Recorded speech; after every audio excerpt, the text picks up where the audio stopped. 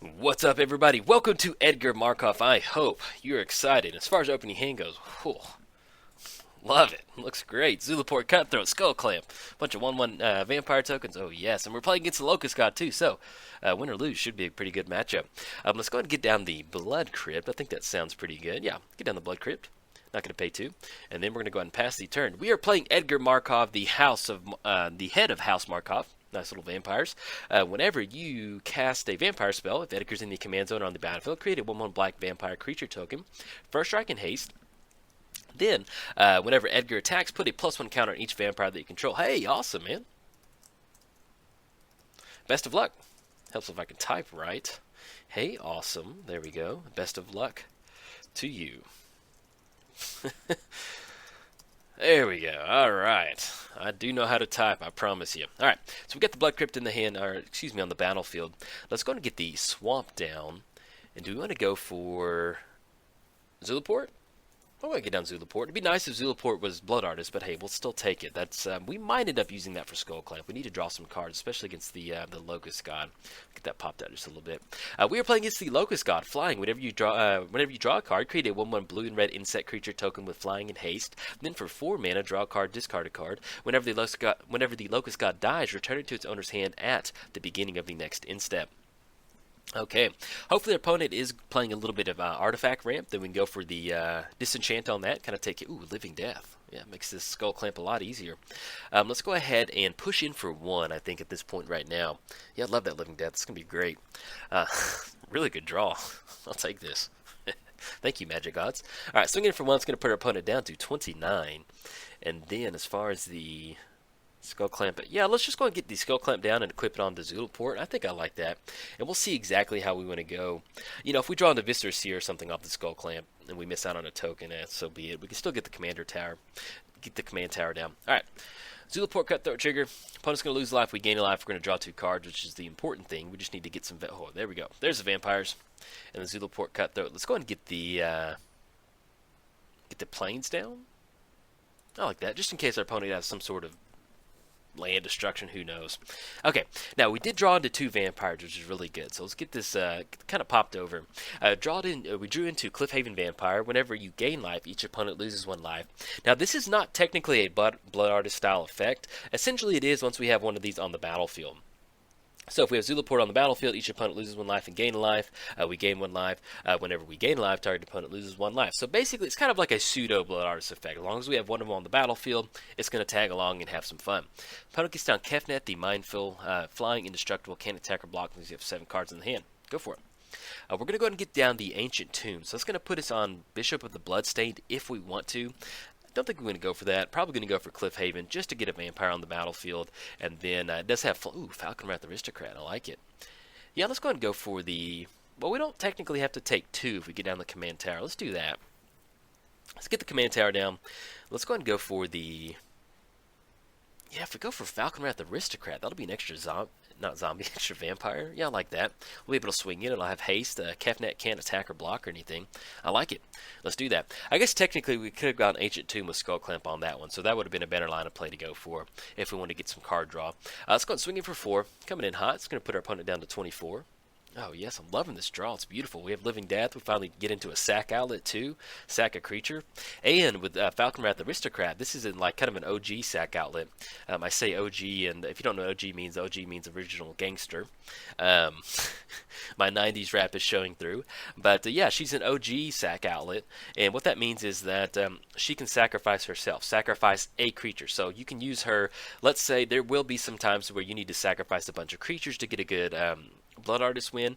With Falcon Wrath Aristocrat, you can sack that creature. It can be one of the last creatures that you sacrifice to get those triggers coming across. So it does matter. Like if you take a Cartel Aristocrat, for example, I think that's what it is.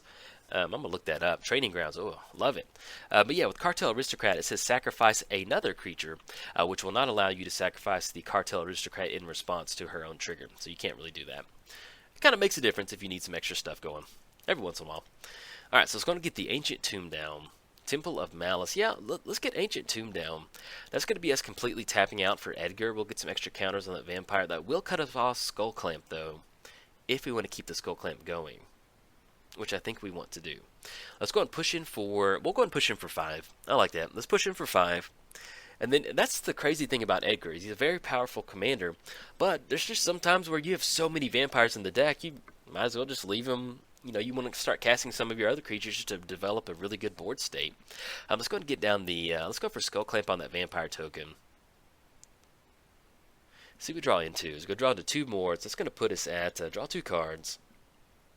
So I think we still have the land drop to go for. No, we don't. Excuse me. That's going to be 1, 2, 3, 4, 5. 5 total mana. Yeah, let's go ahead and go for the Cliff Haven. I like that. That's going to be white, black. And then either way, we're going to have to sack it. I mean, not sack it. Tap the Ancient Tomb. We'll tap down for 2. Get that vampire token. We'll go for that Skull Clamp. I'm telling you, you're playing Edgar, which is really strong. And it's just you play Skull Clamp on the tokens. It's just value city. It's one of those times where you just feel dirty. Like, I feel dirty doing this. All right, let's go. But hey, it feels good though. I love it. Let's go and get rid of the swamp because we need we need another red source. That'll be okay. All right, so we did draw into the Mind Eater and Stromkirk Captain. Now, with the Captain, it's going to give our creatures an additional +1 and have first strike. So, if we want to take advantage of any Skull Clamp style action, we need to get down the Mind Eater first. Let's see if our opponent. Yes, it is. It's bananas.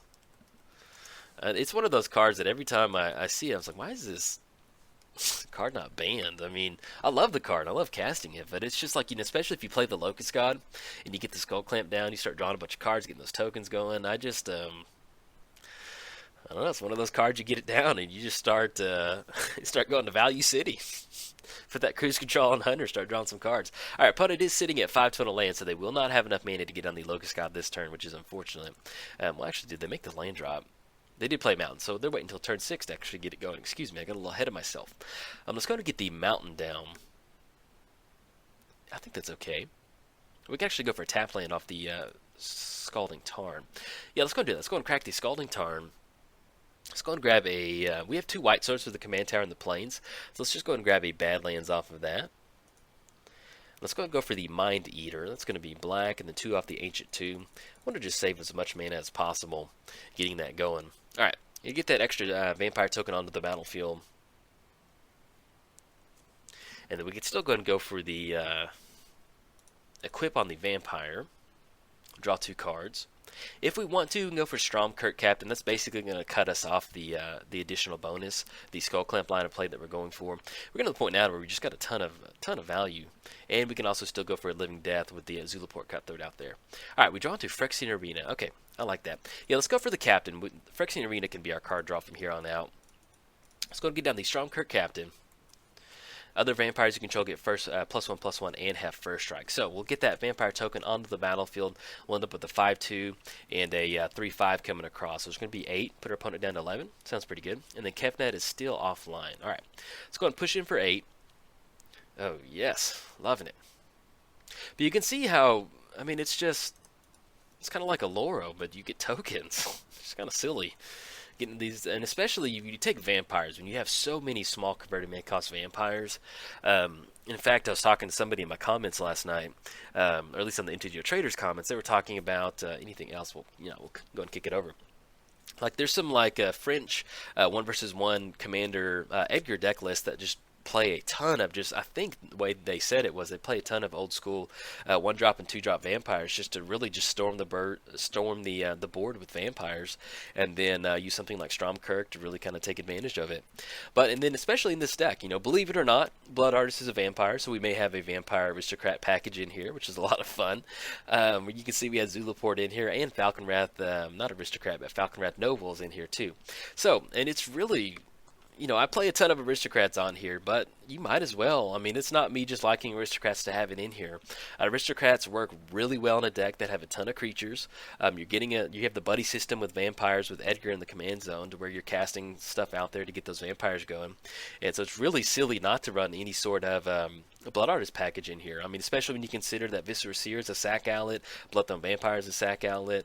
You got Falconwrath Aristocrat, which is a sack outlet. I mean, it really makes sense. Throw in a Living Death, rinse and repeat. You've got some fun. And in fact, let's kind of do some math. So we swing in. Kefnet can attack or block. Opponent's going to tap out for the Locust God, which is going to... they can block on Falconwrath Aristocrat if they want to. So that kind of puts us in a spot where maybe we're swinging in for like 3, 5, 7. It's going to be 9 coming across next turn. So what we can do is we can still use that Living Death to kind of sack all of our vampires out and go for a nice vampire win. In fact, that's what they're going for right now with the Locust God. All right. We'll see what else we have to show for it. But yeah, I think if we go from that, that'll be enough to close it out. Because, you know, if we're worried about losing Falcon Wrath in the air, that's okay. The only thing is, depending on how we swing in with the entire board state, it's going to be first. Yeah, actually, with first strike, we'll be okay because we'll be able to push past the Locust God. That'll be 3, 5, 7. Yeah, we'll go and do that, and that'll put us on Living Death, and we can really go from there off that Zulaport Cutthroat. Or we can simply just cast Bishop of the Bloodstained. Let's go get the Mountain down. Yeah, let's go ahead and go for that, because we can still sack it. That way we can kind of show you the actual true power of the deck. I mean, it's just... Actually, if we go for that, that will cut us off Living Death. So let's make sure we got it. So it's going to be 1, 2, 3. Won't have enough for Living Death, and we should be able to push in. I like going for the Living Death line of play, actually, first. So let's go ahead and push in with the crew. I'm going to go and swing in. Everybody has first strike. All we have to do is worry about the Locust God swinging in. And then we can use the Falcon Wrath Aristocrat to go for that. But you can see where if we had enough mana to get down the Bishop of the Bloodstained, enter the battlefield, target opponent loses 1 life for each vampire that we control. We sack all those out. Bishop goes into the bin. He comes back out looking like Uncle Gary. Devotion to vampires. He gets really excited when there's a bunch of vampires on the battlefield. And then I just love him being just really, really ecstatic. Like, oh my goodness, all these vampiros. Okay, opponent's going to chump block on that one. That's going to be 5, 8, 10, 12 coming across. That'll be exactly lethal. So I think our opponent's just having some fun with this. All right, there we go. Going to close that one out right there. Hey, good game to our opponent. Good game. Definitely enjoyed it. Sorry our opponent couldn't get the Locust God going. But, I mean, that's kind of the game plan with Edgar. You know, you need to get your vampires going, start swinging in, really putting some pressure on our opponent. And simply just casting your 1-drops, 2-drops, and having a vampire that tags along with it. Usually enough to kind of put enough pressure on your opponent to where they can't really get a lot of their stuff going. Alright, if you enjoyed the video, like and subscribe. Thanks. Bye. What's up, everybody? Welcome to the Edgar Markov. I hope you're excited for some Mardu Vampires. As far as our opening hand goes, yeah, I like it. We'll keep on this one. Got a little bit of ramp. Got our mana base. We have a nice Diabolic Intent Tutor to sacrifice one of our vampire tokens. The only thing we're missing right now is some good vampires. So, playing against Rosheen Meanderer. Should be pretty fun. Opponent's going to go for a Utopia Sprawl. And then I'll cover Edgar in just a second. So let's go and get the Concealed Courtyard down. Then we'll go for the Rakdos Signet next turn. Isolated Chapel, okay. Yeah, we'll go and get the Concealed Courtyard down. Anything else, we're going to go and pass the turn. We are playing Edgar Markov. Whenever you cast another vampire spell, if Edgar is in the command zone or on the battlefield, create a 1/1 black vampire creature token. Draw into another swamp. Let's go and get the Bloodstained Mire down? Yeah, let's go and get the Bloodstained Mire down. Let's go and crack that. Let's go for a, need to grab a black-red source that does not come into play tab. Let's just go and grab a Badlands on that one. Let's go for the Rakdos Signet. There we go. Get that down. Anything else, we're going to go and kick it back over to our opponent.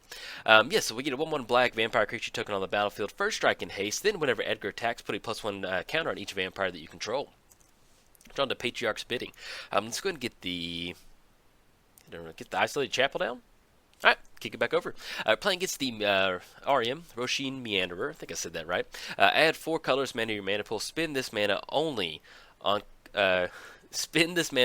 costs that contain X. There we go. Alright, so I can only spend it on a really big X spell. So we'll see what we can kind of see what we're rolling into. Our opponent's got a ton of ramp over there, and they're definitely online for getting down their commander to go for that X spell. Now, we do have Damnation to go for. We can destroy our opponent's creature. That will be kind of a one-sided board wipe if we want to go for that. So we'll see, though. Inspiring Vantage. That's going to be 1, 2, 3, 4, 5. Let's go ahead and get down the Vantage, and then we're going to go and pass the turn. I was just about to say, Edgar is kind of busted 1-versus-1 commander, but I'm not really showing it. Been doing a pretty good job of showing it right now. We do have a high amount of vampires in here, so eventually we're going to draw into vampire, and then we can use that Diabolic Intent to kind of search up something that we want to go for. But we can go for, you know, they've got 3 cards in hand. We'll see. Tower of, oh man, this is getting out of hand pretty quick. Either way, I might end up posting this video up, just that way somebody's beating up on Edgar. I'm just going to get the Flooded Strand down. And we can go for Edgar if we want to. Maybe we'll swing in for a 4/4 body. We'll still get a... yeah, actually, we won't get the token off casting it. Now, if we want to, just kind of slow them down a little bit. Yeah, let's go for Damnation. Let's say that maybe we draw into some sort of removal next turn. We'll go and blast our opponent's commander, send it back to the command zone, and kick it back over there. But yeah, so maybe we finally draw into another vampire. We can get that token on the battlefield, go for Diabolic Intent, and then kind of go for some spot removal. At this point, at this point right now, though, to be honest, with our opponent's commander, with that Expel, I'm not sure what their last card in hand is, but if we can just kind of keep them off the battlefield, that'd be pretty good. But they're getting in spots where they got enough mana to where they can start kind of hard casting some of those. I was going to crack the Flooded Strand, see what we want to search up on this one. Scrubland, Sacred Foundry. Let's go ahead and grab the Godless Shrine. This deck is pretty black heavy, pretty intensive on that one. We're going to grab just to be safe, like a red-white source. Yeah, we'll just go and grab a Sacred Foundry. We have 2 black sources in the hand. I'm going to put that down. And then we draw. Oh, there we go. Draw into Bloodthrone Vampire. Let's go and get the swamp down. Let's go for Bloodthrone Vampire. We'll get a nice. There we go. Get a vampire token on the battlefield. Get down Bloodthrone Vampire. Let's go for Diabolic Intent. And that leaves us triple black. Yeah, let's go and sacrifice that vampire token. Now, let's go ahead and pop this out a little bit. What helps us out right now? I think at this point, if we're going to go pretty good, I think I like grabbing Anawan. This could be another vampire. They have to sack a non-vampire creature. Is going to keep their opponent off their creature off the battlefield. Yeah, I like that. Then we're going to kick it back over to our opponent. We can't swing in a Bloodthrone Vampire. Unfortunately, it doesn't have haste, but at least next turn we can go for it. And then we can get down Anawan and draw 4 cards, Tower of Fortunes. All right. Should be a nice, interesting match. But yeah, so if we get down Anawan, that's going to allow us to make sure our opponent's commander stays off the battlefield. But they've got a ton of RAM. But also, this is the first time that I'm doing Edgar on my channel. So if you want to see some of the other Edgar gameplay videos that I have up, I released it last Friday on MTGO Traders. So if you want to head over there, check it out. I've got 3 gameplay videos for you and a deck tech up. If you kind of want to see this particular build of the deck, believe it or not, I may or may not have a little bit of Aristocrats package in here. Ooh, drawn Divana. I'll just go to get the, yeah, I don't know. I'll leave that up to you. I'll let you watch them. 1, 2, 3, 4, 5, 6, 7. We've got 8 total mana. Yeah, let's go and go for Anawan. That's going to be an extra vampire on the battlefield. Let's tap that Signet down. Let's go for Anawan. It's going to be 1, 2, 3, 4. And we'll just make sure that we leave up. Yeah, I like that. Leaving up triple black. Get another vampire on the battlefield. Let's go and push in for 1. We could sack the vampire token, but I like having a body on the battlefield. Alright, pushing in for 1 is going to put our opponent down to 35. Finally getting some damage going, and then we're going to kick it back over. Kind of go from there. So we'll see what our opponent has to show for it. But yeah, so I have 3 gameplay videos up on MTGO Traders, and be sure and check them out. I'll try and have a link down in the description below, or at least kind of pin a comment so you can see what's happening. And it'd also be a good time to go and subscribe to the MTGO Traders channel, because I do it breaks down to about 3 decks a week. Not 3 decks a week. Wow, that would be insane. I do about 3 decks a month for their channel. Man, that'd be like some Jolt doesn't sleep anymore and he just plays Magic all the time. Even more than I already do now. But let's see, we've got an Expel going. But yeah, go and sub up because I do some modern content from here every now and then. But mainly, if you want to see a lot of Commander 17 stuff, that's what I'm rolling out until the new set releases in January. So really happy that we finally got some good Commander 17 cards on Magic Online. Alright, so let's see what our opponent's tapping out for. They have the Mana Reflection, which is just a ton of mana, and we'll see what they're going to show for it. Either way, I'll probably still go and post this one up, because, alright, Comet Storm for 3. Take care of Anawan. That's okay. Not bad. That was, and then what? Witch Hunt. Okay. Players can't gain. Oh, that always drives me nuts. Witch Hunt. Players can't gain life. Deals 4 damage. Excuse me. At the beginning of your upkeep, deals 4 damage to you. Being your in-step, target opponent chosen at random, gain control of Wind Shot. Okay. Very random. It's going to put us down to 24, I think, next turn. Yeah, at the beginning of your upkeep, deals 4 damage to you, and then you can't gain life. Let's get Edgar pop back up. There we go. See, we draw into Urza's Incubator. Let's go and get the Westfall Abbey down. And if we go for Urza's Incubator, it's going to be 1, 2, 3, and that'll still be just enough to go for Edgar, and we'll be able to get some counters on it. I like that. Let's go for Urza's Incubator. It's going to be 1, 2, 3. Choose Vampire. Oop, there we go. I always get nervous clicking on that stuff. Let's go for Edgar. Let's tap the Sacred Foundry, tap the Signet down, tap for white. Go for Edgar. It's going to cost 1 more. Get that down. Edgar's going to swing in hot. Let's go and swing in with the whole crew. Get an additional +1 counter on each creature. So that's going to be 7, 9 coming across. Put our opponent down to 35. Okay, anything else? We're going to go ahead and pass the turn. Kick it back over to our opponent. And they will gain control of Winch Hunt, and that will deal 4 damage to them, and they'll gain 1 card for each life. Excuse me, they're going to gain 1 life for each card in their hand. So we'll see if they go for the Tower of Fortune play. They do not put them down to 27. Let's go ahead and pop their commander back up, too. Now, oh, there we go. Now, we still have, there we go. Okay, we still have Vana in the hand, so if we need to start blasting some of these enchantments, we can go for that. We are at 24, so it's really not the end of the world with us having 24. We probably do need to get down Vana and take care of that mana reflection as quickly as possible, just because that's going to be a ton of mana for them to really utilize. And we can kind of survive off this Witch Hunt. You know, let's say that we do finally draw into something like Blood Artist or something. We can start sacking some of our creatures. We've got at least 1 more vampire in the graveyard with Anawan, so we can start bringing them back with Patriarch's Bidding. Our opponent doesn't really, basically has 0 creatures out there at this point right now, so we're in a pretty good spot. But yeah, as far as this particular deck, if you didn't see the deck tech on MTGO Traders, we're running tons of just lots of vampires in here. It's just tons of fun with Edgar. We're also running a very light Aristocrats package. We have Blood Artist, Falconwrath Noble. We're also running Zulaport Cutthroat in here.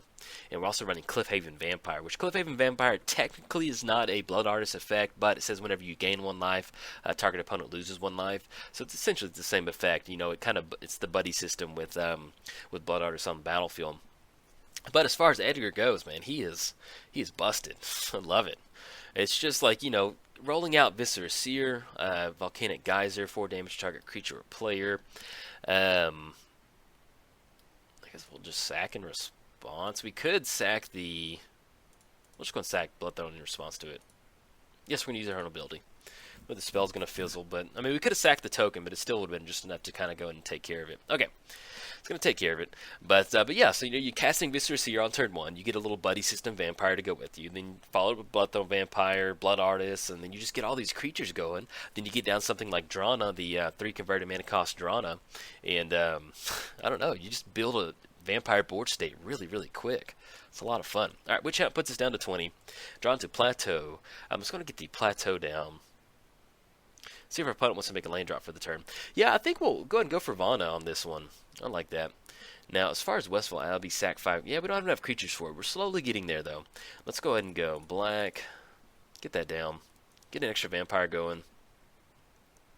And we can still go ahead and pay 5 life to put a token on the battlefield, too. Alright, let's go ahead and push in.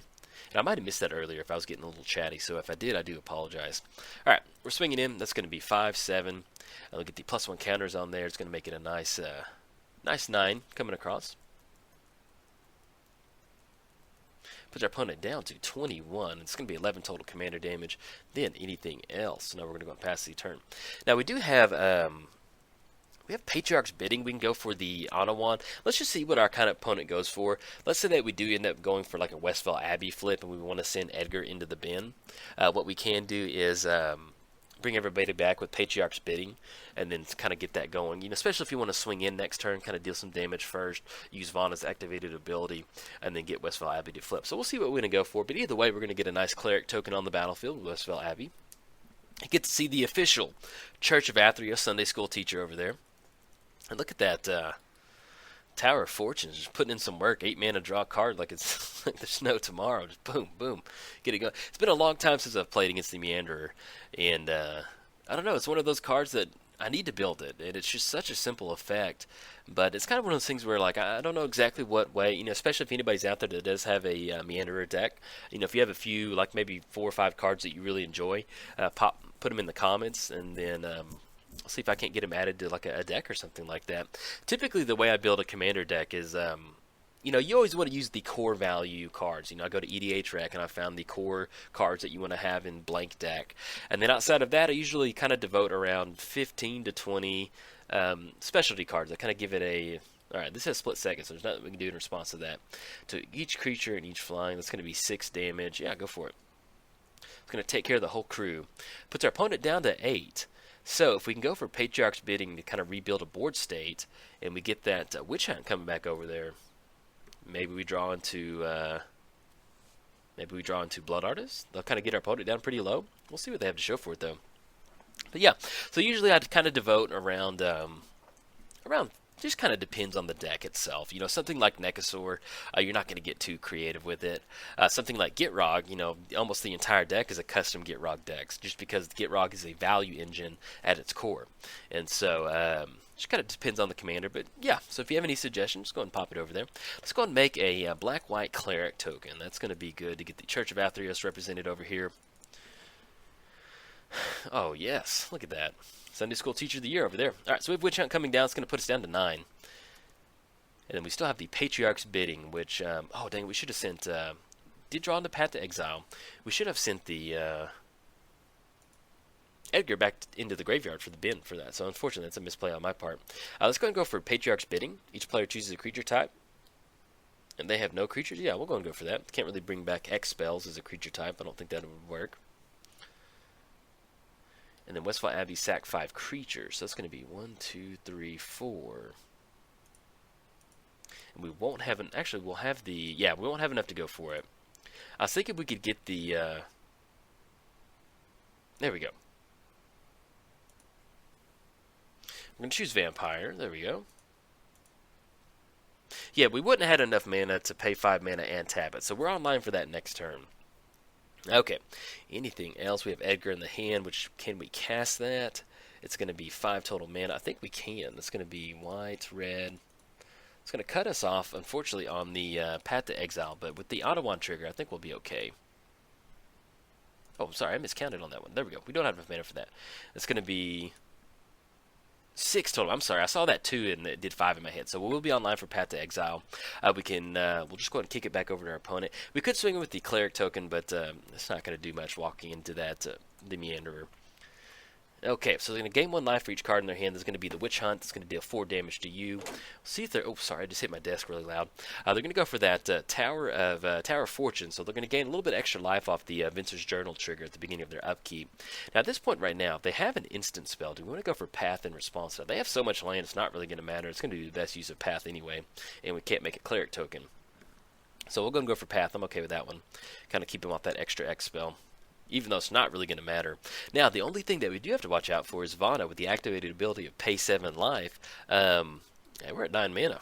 I mean, we're at 9 life right now. That's a little questionable on that one. We got to watch out for that. But yeah, I'm enjoying this game so far.